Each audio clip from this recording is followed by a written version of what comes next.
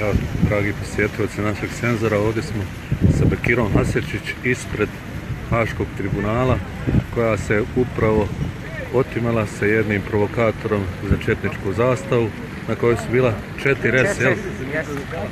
I momak je očito iz Srbije, ekavski govori, što je mene dodatno iritiralo da su upravo nad nama izvršili ratni zločin, silovanja i drugih vidova zločina, se zove genocid.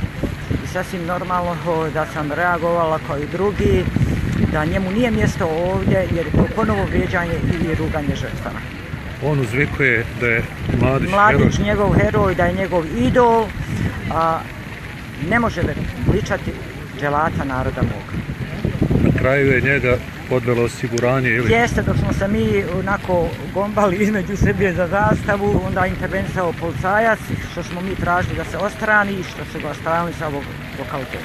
Misliš da je danas trebalo ovdje biti više našeg naroda, pa s tim bi se smanjila mogućnost da se pojave ovakvi provokatori? Pa mislim da je trebala prvo biti ovi koji žive ovdje u Holandiji, susjednim državama, da bi došli, jer naš svaki dolazak neko mora financirati, kako dolazak, tako i smještaj, hotelski kod drugih.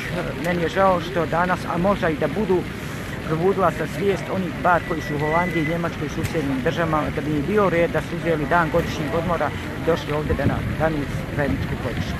Hvala lijepa. Evo, ovo je, dragi gledalci, bila Bakira Hasetić, naša heroina, koja se otimala sa četnikom za četničku zastavu ovdje ispred Haškog tribunala. Novinari su samo snimali, neki od logoraša su pokušali pomoći, ali nažalost nisu mogli ništa dok nije došlo osiguranje. Toliko za ovaj put ispred Haškog tribunala, čujemo se ponovno.